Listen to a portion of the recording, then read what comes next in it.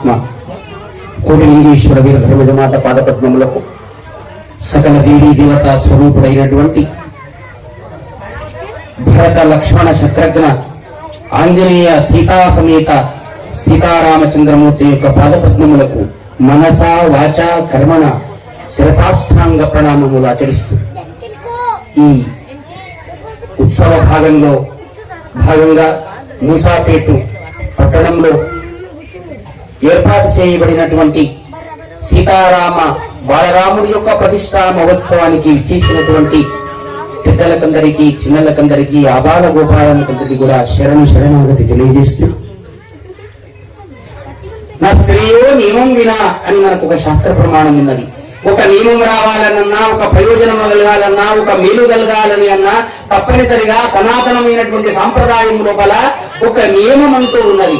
భారతదేశానికి ఒక నియమము, ఒక కట్టు, ఒక బొట్టు, ఒక సనాతనమైనటువంటి ధర్మాన్ని నిలిపినటువంటి దేవుడు త్రేతాయుగంలో సీతారామచంద్రమూర్తి మాత్రమే అని చెప్పిన ఏమాత్రము అతిశయోక్తి లేదు. ఒక భర్త ఎలా ఉండాలి, ఒక భార్య ఎలా ఉండాలి, ఒక గురువు అనేటటువంటి వాడు ఎలా ఉండాలి, ఒక గ్రామములో గృహస్థ ధర్మాన్ని పాటించేవాడు ఎలా ఉండాలి, రాజు ఎలా ఉండాలి, రాజ్యము ఎలా ఉండాలి అని చెప్పి తాను నడయాడేటటువంటి దైవం మనుష రూపేణ అని మనకు శాస్త్రం చెప్పింది. అంటే దైవము మనుష్య రూపంలో వచ్చినటువంటి అవతారాల లోపల ఉత్తమోత్తమైనటువంటి మానవ అవతారమే సీతారామచంద్రమూర్తి అని మీ అందరికి కూడా నేను తెలియజేసుకుంటూ ఉన్నా. ఆ రామచంద్రమూర్తిని ఈ జీవన సరళి లోపల మన భారతీయ సనాతనమైనటువంటి సాంప్రదాయం ఎంత గొప్పదో ఈ ప్రపంచానికి అంతా కూడా 500 శతాబ్దాల కిందనే ఆనాడు మరి ఆ యొక్క సీతారామచంద్రమూర్తి విగ్రహానికి ఆ దేవాలయంలో ఏదైతే ఉన్నదో ఆ దేవాలయం కొల్లగొట్టబడి ఉన్నటువంటి సమయంలో దాదాపుగా 500 శతాబ్దాల చరిత్ర లోపల ఎంతమంది కరసేవకులు, ఎంతమంది మరి ప్రాణాలు విడిచిపెట్టినారో ఈనాడు చూడండి చరిత్ర తిరగసేటట్లుగా ఈనాడు మోదీజీ వారి యొక్క నాయకత్వంలో రామచంద్రమూర్తి వారి యొక్క ప్రతిష్టా మహోత్సవాన్ని మనం ఈనాడు ఆనందంగా మనం జరుపుకుంటున్నాము. దీనికి కారణము ఒక్కటి. ఏం చెప్తుంది రామాయణం? ఏం చెప్తుంది తెలుసునా? రామో విగ్రహవాన్ పరమో ధర్మ. ఆనాడు నాలుగ మహాముని వాల్మీకి మహర్షికి చెప్పేటప్పుడే త్రేతాయుగము ఇంకా రాలేదు, సీతారామచంద్రమూర్తి ఇంకా ఉద్భవము చెందలేదు, సీతమ్మ తల్లి కూడా పుట్టలేదు, రావణాసుడు సీతమ్మను కూడా ఎత్తుకొని పోయినటువంటి సమయం లోపల కృతయుగము లోపలనే కుజంతం రామేతి మధురం మధురాక్షరం అరూఢ కవితా శాఖ వందే వాల్మీకి కోకిలం అని అన్నాడు. అంటే రత్నాకరుడు అనేటటువంటి ఒక గజలంగా రామనామ స్మరణ చేసి రామనామ పఠన జడిమచే వాల్మీకి పరగ పొయడయ్యి పాపడయ్యే కులము ఘనము కాదు గుణమే ఘనంబురా విశ్వదాభిరామ వినురవేమ అలతి పదాలతో ఆనాడు చెప్పినాడు. ఒక రత్నాకరుడు అనేటువంటి గజదొంగ అసలు 4 మూడల మాంసము తిన్నటువంటి వాడు రామనామాన్ని ఉచ్చరించడానికి కూడా రాకుండా కనీసం ఆ రామాన్ని అనడానికి కూడా నాలుక తిరగకపోతే మాంసము తిని దొడ్డైతే అప్పుడు ఆ యొక్క నారద మహాముని అన్నాడు, అరే ఇక్కడ ఒక మర్రి చెట్టు, అక్కడ ఒక మర్రి చెట్టు, మధ్యలో కూర్చోరా అంటే మధ్యలో కూర్చోబెట్టుకొని ఇదేంట్రా అంటే మర్రి చెట్టు అన్నాడు, అదేంట్రా అంటే మర్రి చెట్టు అంటే అప్పుడు ఈ రామ ఆ రామ ఈ మర్రి ఆ మర్రి ఈ మర్రి ఆ మర్రి ఈమ రామ రామ రామ రామ రామ రామ రామ రామ రామ అయింది. ఆ రామనామ మంత్రము చేత వాడు చేసినటువంటి పాపములన్నీ కూడా ఏమైపోయినవి అంటే పంచరైపోయి వాడు ఏమైనాడంటే త్రికాల ద్రష్టగా వెళ్ళినాడు. ఇదే రామాయణం మూలంలో ఉన్న వాల్మీకిని మనం ఉదాహరణగా తీసుకోవాలని మీ అందరికీ కూడా నేను తెలియజేసుకుంటూ ఉన్నా. అంటే ఒక మూర్ఖుడైనటువంటి వాడు కూడా ఏమైనాడంటే జ్ఞానిగా కలిగినాడు రామనామము చేత. అందుగురించే మహానుభావులు చెప్పినారు, రామ అనేటటువంటి నామము రాకలుషములెల్లా బయలు బరద్రోచిన మా కవాటమై ఢీకొని బ్రోజు నిక్కమని దీయుతులున్న గవీయ వర్ణము గైకొని భక్తి జనుడు వగనరుగాక విపత్ పరంపరలు దాకొనునే జగజ్జనుల దాశరథి కరుణాపయోనిధి. ఆనాడు కంచర్ల గోపన్న రామదాసుల వారు అంటారు, రా కలుషంబులెల్లా. ఆ నామానికి ఎంత గొప్ప ప్రత్యేకత ఉన్నదంటే ఆయన చెప్తాడు, రా అని ఒకసారి మా నోటి తెచ్చి అనేటమ్మా, రా ఆ ఓంకారానికి ప్రతీక. రా అంటే అగ్నిభుజం, గుర్తుపెట్టుకోండి. రా అంటే అగ్ని బీజం. ఆ అగ్ని బీజం ఏదైతే ఉన్నదో అది ఏ మానవుడైతే రా అని అంటే జ్ఞానేంద్రియాల ద్వారా, కర్మేంద్రియాల ద్వారా, మనసు ద్వారా చేసుకున్నటువంటి పాప కర్మలన్నీ కూడా పటాపంచలైపోతాయట. ఆ తర్వాత మా అనేది ఒకసారి మా అనే లోపలనే లోపల ఉన్న పాపాలు మరి రా అంటే బయటికి వెళ్ళిపోతున్నప్పుడు బయట ఉండేటటువంటి అజ్ఞానము, బయట ఉండేటటువంటి దురితములు, బయట ఉండేటువంటి పాపములన్నీ కూడా లోపలికి వెళ్లకుండా రెండు పెదవులు మూసుకుంటాయట. అంత అద్భుతమైనటువంటి నామము రామనామము. అందుగురించే మా మహానుభావుడు అన్నాడు, ఈ రామ అనే రెండక్షరాలు లోపల ఉన్న పాపాలను బయటికి తోలి బయట ఉన్నటువంటి పాపాలు లోపలికి రానివ్వకుండా మకారో మంత్రబీజం మనకు ఋగ్వేదం చెప్పింది. మకారం అనేటటువంటిది మంత్రబీజం. ఆ మంత్రబీజము జోడించి దానికి అమ్మవారు శ్రీ అన్నది ఒకసారి, శ్రీరామ అన్నది ఒకసారి. ఇప్పుడు ఈ మూడు అక్షరములు ఏవైతే ఉన్నాయో బ్రహ్మ విష్ణు శివాత్మకమైనటువంటి అక్షరములు. శ్రీకారంలో ఆదిశక్తి అమ్మవారు ఉన్నారు, రాకారము అగ్ని బీజము, మకారము మంత్ర బీజము. ఈ మూడు అక్షరములు ఎవరైతే చేస్తారో అటువంటి వారికి ఏమన్నారా మహానుభావుడు అంటే, మా కవాటమై ఢీకొని ప్రాచు నిక్కమని ధీయుతులమ్మదీయ వర్ణము గైకొని భక్తి చేనుడు వగానరుగాక విపత్పరంపరవు. ఆ శ్రీరామ శ్రీరామ శ్రీరామ అనే నామాన్ని ఎవరైతే జపం చేస్తూ ఉంటారో మరి జన్మలుగా చేసుకున్నటువంటి పాపక్రమములన్నీ దగ్ధమైపోయి వాడు తప్పక జ్ఞాని కావలసిందే, వాడు ఐశ్వర్యవంతుడు కావలసిందే. ఇది తెలియక ఈనాడున్నటువంటి బుద్ధిమంతులు, ఈనాడున్నటువంటి మన యొక్క సనాతనమైన ధర్మవేత్తలంతా కూడా తెలుసుకోలేకపోతున్నారు కదా. ఓ రామ, నీ నామము చెప్పగానే మరి శరీరంలో ఉండేటటువంటి దుర్గుణాలు, దుర్మార్గము, దుష్టత్వం అంతా కూడా తాకొనునే అంటే పారిపోవును కదా అని అన్నాడు ఆ మహానుభావుడు. అంటే ఎంత గొప్ప చిత్రమో మీరు ఒకసారి ఆలోచన చేయండి. కానీ ఈనాడు సనాతనమైనటువంటి సంస్కృతి మనకి ఈనాడు ఎంత గొప్పదో తెలుసిన. రాముడు అంత గొప్పవాడే అయినా ఏనాడు కూడా ఆయన నేను దేవుడినని చెప్పలేదు, నేను ఒక మనిషినే అని అన్నాడు.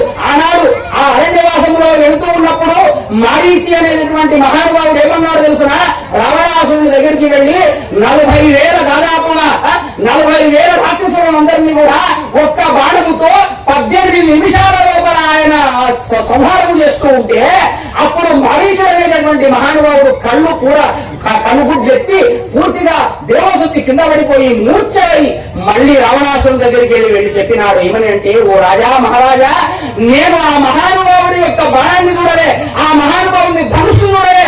ఆయన భుజములు మాత్రం ఏమైపోయినాయంటే భుజములు జ్వల్యమానముగా కనబడుతున్నాయే తప్ప ఎప్పుడు బాణములు విడుస్తున్నాడు, ఎప్పుడు పెడుతున్నాడు, ఎప్పుడు విడుస్తున్నాడన్న విషయం కూడా తెలియదు. అటువంటి వీరాజువీరుడైనటువంటి ఆ రాముడితో నీవు యుద్ధం పెట్టుకున్నావు సుమా, ఎప్పుడు నీవు ఓడిపోతావు అని చెప్పగలిగిన వాడు మారీచుడనే రాక్షసుడు అని చెప్పి మీ అందరికి కూడా నేను తెలియజేసుకుంటూ ఉన్నా. ఆయననే అన్నాడు, రామో విగ్రహాన్ ధర్మ. రాముడు అన్ని ధర్మములన్నీ కూడా అంటే 32 లక్షణములు కలిగినటువంటివి. అంటే ధర్మానికి ఉన్నటువంటి లక్షణాలు ఎన్ని లక్షణాలు ఉన్నాయో అన్ని సంపూర్ణమైనటువంటి లక్షణాలు ఒక ఆకారముగా మారిన తర్వాతనే వచ్చినటువంటి రూపమే శ్రీరాముని యొక్క రూపము. శ్రీరాముడు అంటే ఈనాడు అయోధ్య లోపల రామచంద్రమూర్తి విగ్రహ ప్రతిష్ఠ జరుగుతుందని మనమందరం కూడా చూస్తున్నాము. అది దేవాలయం కాదు, ఇది భారతదేశానికి వచ్చినటువంటి ధర్మ విజయము అని చెప్పి మీ అందరికీ కూడా నేను తెలియజేసుకుంటున్నా. ధర్మాలయాన్ని తత్వ విజయ, ఎక్కడ ధర్మం ఉన్నదో అక్కడ విజయం ఉన్నది. ఆ ధర్మాన్ని మన ప్రపంచానికంతటి కూడా చాటి చెప్పినటువంటి దేవదేవుడు కాబట్టి శ్రీరామచంద్రమూర్తి యొక్క విగ్రహము ధర్మ విగ్రహం అది. అందుగురించే ధర్మానికి కట్టుబడి ఉండు, ధర్మంతో నీవు నడువు అంతే తప్ప. కానీ ఈనాడు మనకు మానవ జన్మ ఇచ్చింది, మరి జంతువునా మానవ జన్మ దుర్లభమైనటువంటి జన్మ మానవ జన్మ కదా. ఆ మానవ జన్మ దుర్లభమైనటువంటిది. ఆ దుర్లభమైనటువంటి మానవ జన్మను ఈనాడు చరితార్థం మనం చేసుకోలేకపోతున్నామే.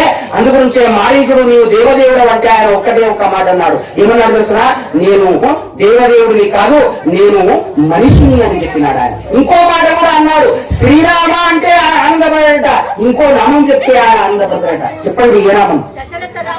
దశరథ రామ. వా చెప్పండి కొట్టండి ఆనందంగా. అందుగురించే కంచర్ల గోపాల ఏం చేస్తున్నాడో తెలుసునా, నేను నడుచు పాపములనే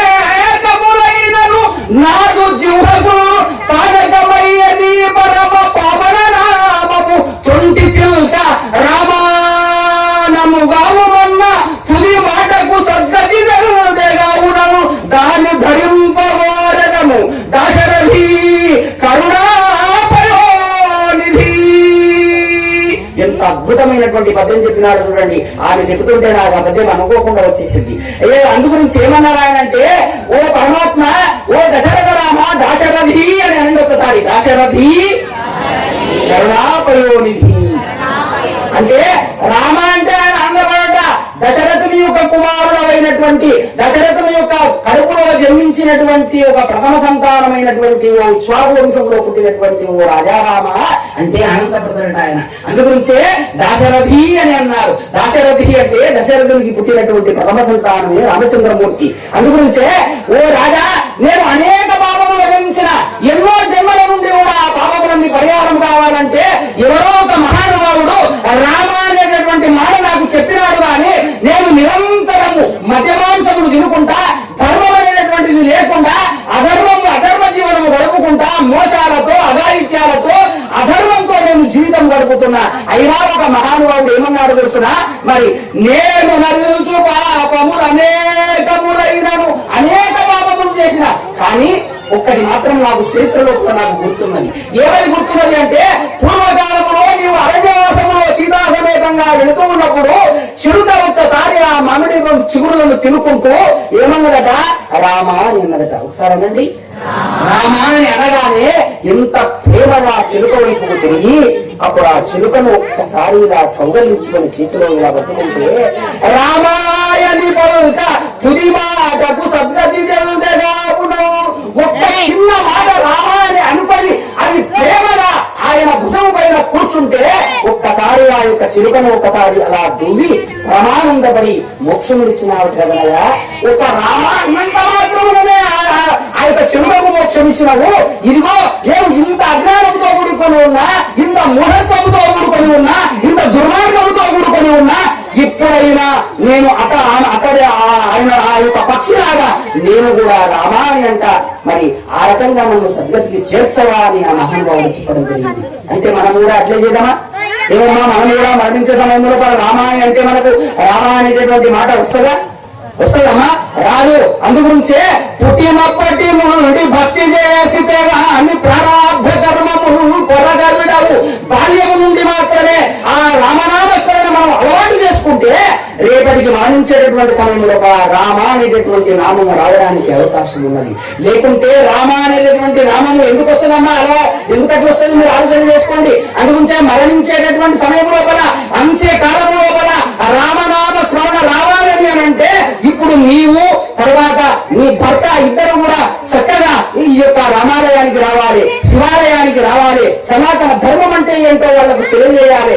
భజన, సంకీర్తన, వ్రతము, యజ్ఞము, యాగము, మరి 10 మందిని ఆదరించడము, ఇవన్నీ నీవు చేయగలిగితే రేపటికి నీ మన్మన్లో కూడా వాడికి ఎట్లా వస్తుందంటే లవకుశుడులాగా వాడికి ఆ రామనామ స్మరణ వస్తుంది అని చెప్పి మీ అందరికి కూడా నేను తెలియజేసుకుంటూ ఉన్నా. ఆ భావన లేకపోతే రేపటి తల్లిదండ్రే రాకపోతే ఎప్పుడైనా కార్యక్రమాలు జరిగితే నిజం చెప్పాలంటే ఎక్కడైనా యజ్ఞయాగాదులు జరిగితే లింగడిలాగా ఇద్దరు మాత్రమే వస్తారు. మరి పిల్లలు మాత్రం ఏం చేస్తుంటారు? టీవీ చూసుకుంటూ వస్తుంటారు. అబ్బో ఎంత ఆనందమో అసలు టీవీ చూసుకుంటూ వస్తుంటే. అంటే నీవేమో గుడికి వస్తున్నావు, రాముడు అంటే ఎవరు, సీతమ్మ అంటే ఎవరు, పార్వతీ పరమేశ్వరుడు అంటే ఎవరు, సనాతన ధర్మం అంటే ఏంటి నీకు మాత్రము తెలియాలి. మరి మన పిల్లలకు తెలియకూడదా? మన పిల్లల్ని కూడా ప్రతి సోమవారం గాని ప్రతి శనివారం గాని గుడికి వచ్చేటటువంటి ఏర్పాటు చేయాలి. గుడి అంటే గుర్తుపెట్టుకోండి, గుడి అంటే అమ్మ ఒడి అని చెప్పి మీ అందరికి కూడా నేను తెలియజేసుకుంటూ ఉన్నా. అమ్మ ఒడి, గుడి అంటే అమ్మ ఒడి అంతేకాదు కేవలం అమ్మ రక్త మాంసాలతో కూడుకున్నటువంటి శరీరం మాత్రమే ఇచ్చింది. గుడి మాత్రం అట్లా ఇవ్వదు. గుడి ఏం చేస్తుందో తెలుసునా? అరే మన భారతదేశము గొప్పది, సనాతనమైన సాంప్రదాయము గొప్పది. నీకు కుమారుడు ఉండొచ్చు, పిల్లలు ఉండొచ్చు, కానీ నీ సంతతి అంతా, నీ సంతతి అయినా నా సంతతి అయినా ఈ ప్రపంచంలో ఉన్నటువంటి వాళ్ళ సంతతి అయినా కూడా బ్రహ్మ సంతతి. ఏ సంతతి అమ్మాది? బ్రహ్మ సంతతి. కాబట్టి ఈ మనం నిజంగా మనం ఎవరి బిడ్డలమో తెలుసునా? ఎవరి బిడ్డలమో మనమంతా కూడా అంటే సీతారాముల బిడ్డలమే అని మీ అందరికి కూడా నేను తెలియజేసుకుంటున్నా. దీనికి కరకాల చేస్తారా చేయరా మీకే నేను ఇచ్చిపెడుతున్నా. అందుగురించే ఏమన్నారు, వాగార్తావివ సంపృక్తౌ వాగర్త ప్రతిపత్తయే జగత పితరౌ వందే పార్వతీ పరమేశ్వరవు అన్నాడు కాళిదాసు. శివపురాణంలో చెప్పినాడు ఈ మాట. ఎందుకు నేను ఈ మాట చెప్తున్నా అంటే, ఏమన్నారు తెలుసునా, వాక్కు నుండి అర్థము ఏ రకంగా అయితే వస్తుందో, చంద్రుడి నుండి వెన్నెల ఏ రకంగా అయితే వస్తుందో, చంద్రుడు రాగానే వెన్నెల వస్తుంది. మరి వెన్నెల చంద్రుడు వేరేరా ఒకటే? వేరేరా ఒకటమ్మా? ఒక్కటే. చంద్రుడు రాగానే ఏమొస్తుంది? వెన్నెల వస్తుంది. అంటే నేను మాట్లాడుతూ ఉండగానే అర్థం మీ అందరికీ తెలుస్తూ ఉన్నది. మరి అర్థము ఉందా శబ్దము ఉందా అంటే రెండూ ఒకటే. అంటే శబ్దము అర్థము ఎలా కలిసి ఉన్నాయో, చంద్రుడు వెన్నెల ఎలా కలిసి ఉన్నదో, ఆ లాగుననే సీతారాములు కూడా ఎప్పుడు కూడా కలిసే ఉంటారు. భారతదేశంలో ఉన్న సనాతన ధర్మము ఒక భార్య అయినా ఒక భర్త అయినా, భార్య భర్త అనేటటువంటి వాళ్ళు వేరు వేరు కాదు, వాళ్ళు ఒక్కటే అద్వైతానుసంధాన రూపమే అని చెప్పి ప్రపంచానికంతా చాటి చెప్పి భారతదేశాన్ని వేణోళ్ళ కీర్తించగలిగినటువంటి అవతారమే రామచంద్రమూర్తి అవతారం అని చెప్పి మీ అందరికీ కూడా నేను తెలియజేసుకుంటూ ఉన్నా. అందుగురించే పార్వతీ పరమేశ్వరవు అన్నాడు. అంటే కాళిదాసు వారు ఏమన్నారంటే రెండర్థాలంలో చెప్పినారు. పార్వతీ పరమేశ్వరవు అంటే నిజంగా ఈ లోకాలన్నిటిని పరిపాలించేటటువంటి వారు ఎవరు? ఆ యొక్క శివుడైతే అమ్మవారు ఎవరు అంటే పార్వతి. మరి ఆ పార్వతే ఎవరు అంటే ఆ యొక్క గౌరీ స్వరూపము. ఆ గౌరీ ఎవరు అంటే ఆ యొక్క సీతమ్మ స్వరూపము. మరి ఆయన ఎవరు అంటే ఆయన శివ స్వరూపము కాదు. రెండు ఒకటే అని రెండు మాటలు చెప్పినారు. పార్వతీప రమేశ్వరము అంటారు. పార్వతీప అంటే పార్వతీదేవి యొక్క పతి ఎవరు? శంకరుడు. రమేశ్వరవు రమ ప్లస్ ఈశ్వరుడు. రమ అంటే లక్ష్మి. రమ అంటే ఎవరు? లక్ష్మి. లక్ష్మికి భర్త ఎవరమ్మా? లక్ష్మికి భర్త ఎవరు? నారాయణుడు. మరి నారాయణుని అంశ ఎవరు? సీతమ్మ తల్లి.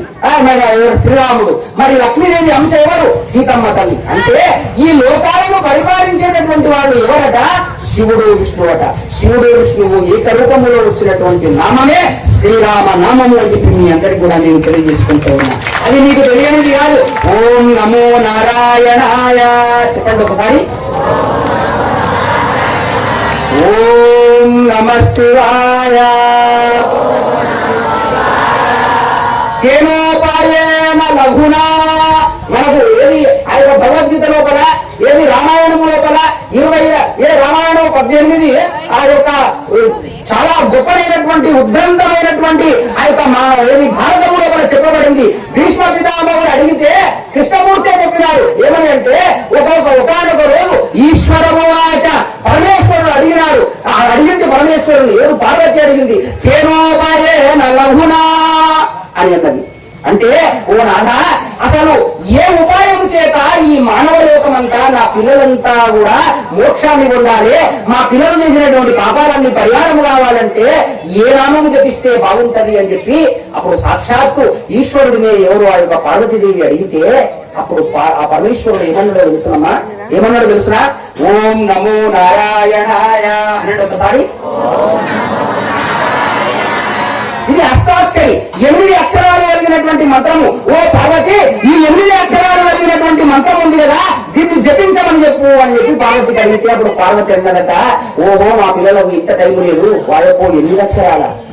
మా వాళ్ళు లేవనికనే 9 10 అవుతుంది, స్నానం చేయనికనే 10 11 అవుతుంది. అది పిల్లలు స్కూల్ పోతారని అలా వంట చేస్తారు. స్కూల్కి పోకపోతే మరి సండే వచ్చింది అంటే సండే ఈజ్ హాలిడే.